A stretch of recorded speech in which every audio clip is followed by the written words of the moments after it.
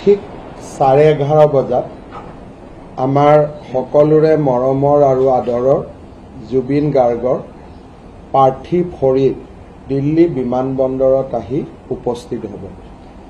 দিল্লী বিমানবন্দৰত তেখেতৰ যি আপোনালোকে জানে যে তেখেতৰ পাছপোৰ্ট আছে, তেখেতৰ ডকুমেণ্টেশ্যন আছে, সেই গোটেইখিনি ডকুমেণ্টেশ্যন কৰোঁতে আমাক প্ৰায় 1.5 ঘণ্টা সময় লাগিব।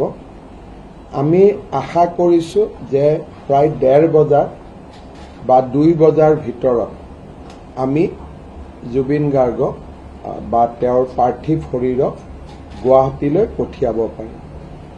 নতুন দিল্লীত যাতে তেখেতৰ আন্তঃৰাষ্ট্ৰীয় বিমানৰ পৰা ঘৰুৱা বিমানলৈ অহা বা চাৰ্টাৰ ফ্লাইটলৈকে অহা সেই প্ৰচেষ্টাত যাতে কোনো খামখেয়ালি নহয়, অযথা বিলম্ব নহয়, তাৰ কাৰণে মই নিজে আৰু মন্ত্ৰী পবিত্ৰ মাৰ্ঘেৰিটা আমি বিমানবন্দৰতে থাকিম আৰু তেওঁৰ পাৰ্থিৱ শৰীৰৰ লগত গুৱাহাটীলৈ পবিত্ৰ মাৰ্ঘেৰিটাও উভতি যাব।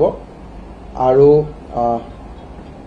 মই আশা কৰিছোঁ যে ৰাতিপুৱাই মই কেন্দ্ৰীয় গৃহমন্ত্ৰী ডাঙৰীয়াক সাক্ষাৎ কৰি গোটেই আমি কি ব্যৱস্থা লৈছোঁ তেখেতক অৱগত কৰি দুপৰীয়ালৈ ময়ো গুৱাহাটী উভতি যাম আৰু জুবিনক এতিয়া ৰাতিটো আমি জুবিনৰ লগতে থাকিম আৰু পাৰ্থিৱ শৰীৰৰ লগত পবিত্ৰ মাৰ্ঘেৰিটা নিজেও যাব।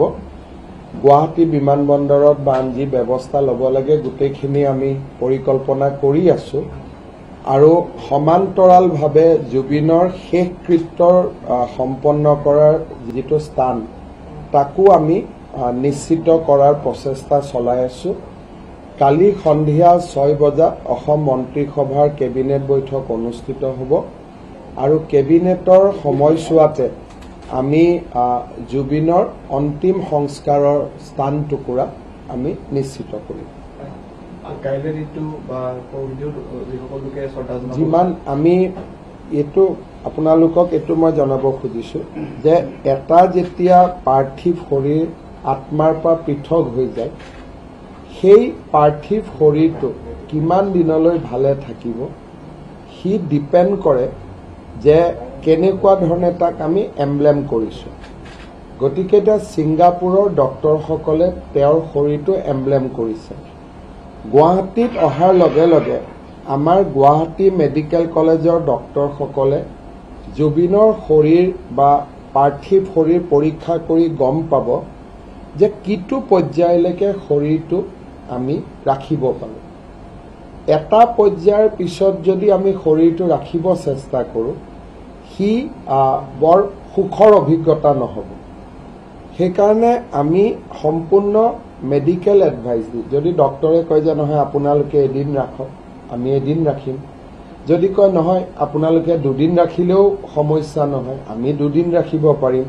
বোলে নহয় আপোনালোকে 3 দিন ৰাখক, তাত আমাৰ কোনো অসুবিধা নাই। কিন্তু আমি সদায় এটা মনত ৰাখিব লাগিব যে জুবিনক আমি মৰ্যাদা আৰু সন্মানেৰে বিদায় দিব লাগিব।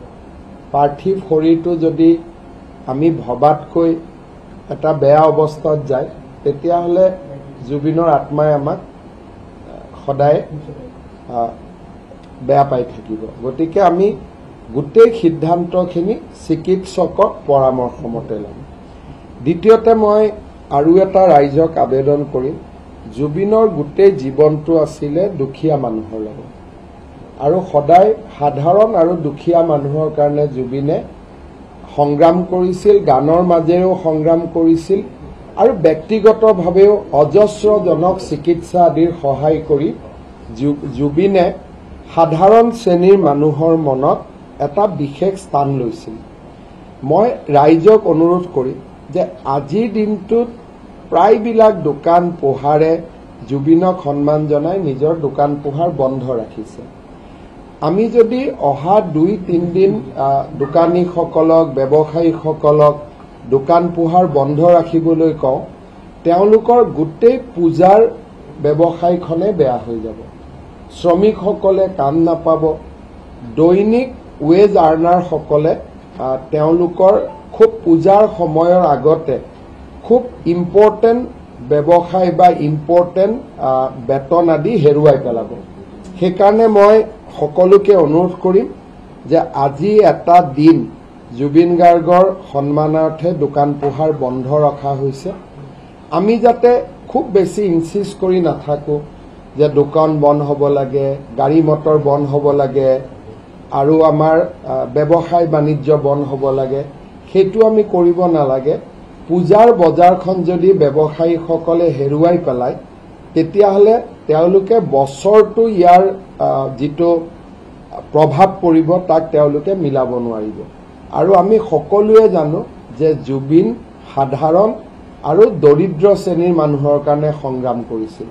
সেই দিশটো জুবিনৰ অনুৰাগীসকলক মনত ৰাখিবৰ বাবে মই বিনম্ৰ অনুৰোধ জনাম। মই ৰাতিপুৱা কেন্দ্ৰীয় গৃহমন্ত্ৰীক মই সাক্ষাৎ কৰিম। এতিয়া বেচিকেলি আমাৰ গোটেই চিন্তাটো আছে যাতে শৰীৰটো আমি সোনকালে পাৰ্থিৱ শৰীৰটো পঠিয়াব পাৰোঁ।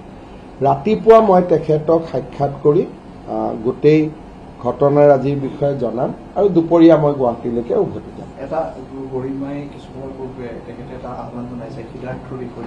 চাওক, সিদ্ধাৰ্থ শৰ্মা আৰু শ্যামকানু মহন্তৰ বিৰুদ্ধে গোচৰ পঞ্জীভুক্ত হৈছে আৰু এটা গোচৰ পঞ্জীভুক্ত হোৱাৰ পিছত ই আদালতৰ সম্পত্তি হৈ পৰে।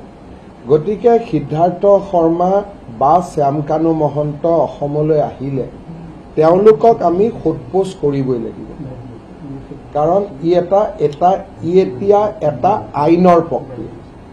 আৰু আমি এটা কথা মনত ৰাখিব লাগিব যে জুবিনৰ শেষৰ সময়খিনিত সিদ্ধাৰ্থ শৰ্মা আছিল। গতিকে তেওঁৰ পৰা আমি গোটেই কথাখিনি জানি অসমৰ মানুহক আমি জনাব লাগিব। সেইকাৰণে গৰিমা গৰ্গৰ বা গৰিমাৰ যিখিনি সিদ্ধাৰ্থৰ প্ৰতি সহানুভূতি তাক মই সন্মান কৰোঁ, কিন্তু এই বিষয়টোৰ ওপৰত আজি অকলে ময়ো সিদ্ধান্ত ল'ব নোৱাৰোঁ। আজি যদি মই কওঁ যে শ্যামকানু মহন্তক আহিলে আমি একো নকৰিম, পুলিচে সোধা পোছা নকৰিব, সিদ্ধাৰ্থ শৰ্মা আহিলে পুলিচে সোধা পোছা নকৰিব, আপোনালোকে নিজেও জানে যে ই এক নম্বৰ আইনৰ বিৰুদ্ধ, 2 নম্বৰ ৰাইজে এই বিষয়টোক আজি সহজভাৱে নল'ব। সেইকাৰণে গোটেই বিষয়টো গৰিমা গৰ্গৰ আৱেগটোকো আমি সন্মান জনাম, কিন্তু আইনৰ প্ৰক্ৰিয়াটোকো আমি সন্মুখত ৰাখিম। আৰু বৰ্তমান এই 2টা দিন জুবিনক শ্ৰদ্ধা আৰু সন্মানেৰে বিদায় নিদিয়ালৈকে আমি ভাবোঁ যে এই বিষয়বোৰ এতিয়া আমি বিবেচনা নকৰোঁ। তাৰ এটা সময় আহিব আৰু ডেফিনেটলি গৰিমাৰ চিন্তাক আমি সন্মান জনাম, কিন্তু আইনেও আইনৰ প্ৰক্ৰিয়া এটা নিশ্চিতভাৱে ল'ব। আইন শৃংখলা বিষয়টোক গুৰুত্ব দিয়া দেখা পোৱা গৈছে যাতে কোনো ধৰণৰ সমস্যা মানে এটা কথা আমি মনত ৰাখিব লাগিব যে জুবিনৰ জীৱনটো কাৰ কাৰণে আছিল। যদি আমি জুবিনৰ আদৰ্শৰ বিপৰীতে গৈ জুবিনক সন্মান জনাব খোজো, সি সন্মান নহ'ব। সেইকাৰণে 2-এটা যোৱা কালিও মই দেখিছোঁ যে ওৰেটো ৰাতি জুবিনৰ ঘৰৰ সন্মুখত আমি থিয় হৈ আছোঁ। জুবিনৰ দেউতাক অসুস্থ, গতিকে পৰিয়ালটোক অকণমান ব্যক্তিগত সময় দিয়া। আজিও যেতিয়া পাৰ্থিৱ শৰীৰটো যাব জুবিনৰ ঘৰত যাব, এতিয়া আমি জুবিন অনুৰাগী বুলিয়ে গোটেই যদি আমি তাত সোমাই যাওঁ, দেউতাকৰোতো ল'ৰা জুবিন, গৰিমাৰোতো স্বামী, পানেইৰোতো ভাতৃ, গতিকে তেওঁলোকক অলপ ব্যক্তিগত সময় আমি দিব লাগিব। যেনেকৈ ভূপেন হাজৰিকাৰ মৃত্যুৰ সময়ত আমি ইমান শৃংখলাবদ্ধভাৱে ব্যৱহাৰ কৰিছিলোঁ যে অসমৰ এই বাৰ্তা সমগ্ৰ দেশলৈ গৈছিল যে অসমে ভূপেন হাজৰিকাক কেনেকৈ সন্মান জনাইছিলে। মই ভাবোঁ যিহেতু এতিয়া আমি আৰু এখন মেচিউৰ্ড সমাজ, আমাৰ সমাজখন যিহেতু আৰু বেছি পুৰঠ হৈছে, গতিকে ভূপেন হাজৰিকা ডাঙৰীয়াক আমি যিমান সন্মানেৰে সৈতে ডিচিপ্লিন নিয়মানুৱৰ্তিতা ৰাখিছিলোঁ, তাতকৈও আজিৰ দিনত মই অসমৰ ৰাইজৰ পৰা বেছি শৃংখলাবদ্ধতা, নিয়মানুৱৰ্তিতা, ইজনে সিজনক সন্মান মই বেছি আশা কৰিম।